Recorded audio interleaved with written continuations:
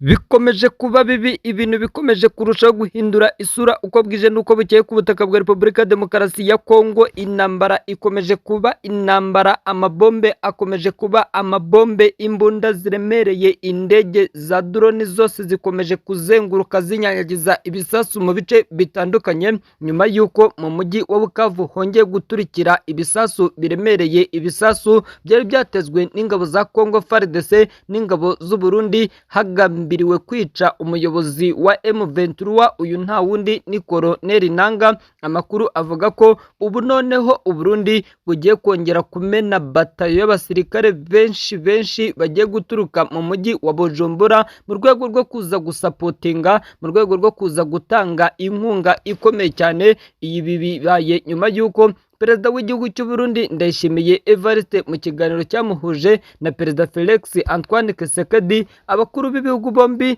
bongeye gusinyana amasezerano yo kuba hagiye kubaho gukoresha ingufu zose bakarandura burundu umutwe wa M23. Murabizi ko Perezida Ndayishimiye Evariste akaba umugaba mukuru w'ikirenga w'ingabo z'u Burundi yanemeje ko hagiye gukoreshwa ingufu zose, ariko inyeshyamba za M23 zitazigera zigarura umujyi wa Uvira uherereye mu ntara Kivu y'Amajyepfo. Murazi ko M23 yafashe umujyi wa Goma, umurwa mukuru w'intara Kivu y'Amajyaruguru, igafata Bukavu. Ubu amaso bayahanze Uvira, ariko ingabo z'igihugu cy'u Burundi FARDC, abacancuro ndetse n'ingabo za SADC bamaze gushinga imizi, bemera ko bagiye kurwana umuhenerezo, bagiye kurwana inkundura, ariko batazigera batakaza uyu mujyi. By'umwihariko Perezida w'igihugu cy'u Burundi Ndayishimiye Evariste amaze iminsi asohoye itangazo avuga ko intambara igiye kubira Uvira ariyo ntambara ishobora kuzagena igihe M23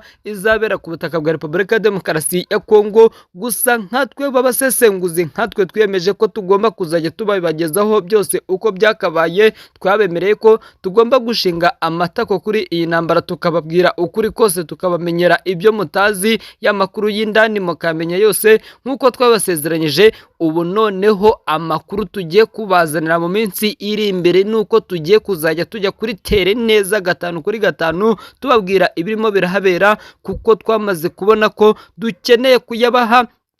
Gusa natwe tukomeje kubasaba inkunga ikomeye cyane. Inkunga ya mbere ni ugukanda ijambo subscribe, share ndetse na comment, ubundi amakuru yacu ukazajya uyabonera ku gihe. Gusa mbere yuko ninjira muri izi update, reka mbanze mbabwira ko inyeshyamba za M23 zamaze gushyikiriza guverinoma y'u Rwanda abasirikare bahoze mu mutwe urwanya ubutegetsi bw'u Rwanda, by'umwihariko umutwe wa FDLR ufatanya n'igisirikare cya Repubulika ya Demokarasi ya Kongo.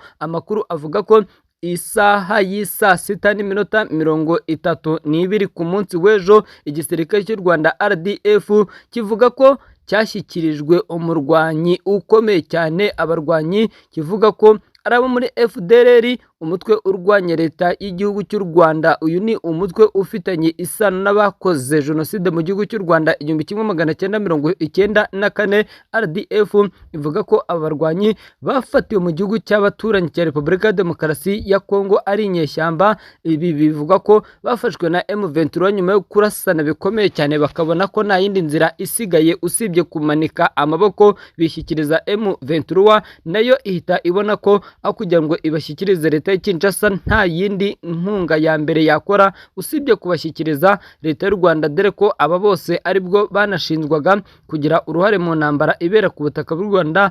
Nk'uko amakuru abitangaza, aba barwanyi ba FDL bamaze kugezwa imbere. Ubu amakuru aravuga ko leta y'u Rwanda yamaze kubakira kandi yiteguye kubasubiza mu buzima busanzwe, nk'uko ikomeza gushishikariza abandi bari mu mashyamba ya Kongo gutahuka.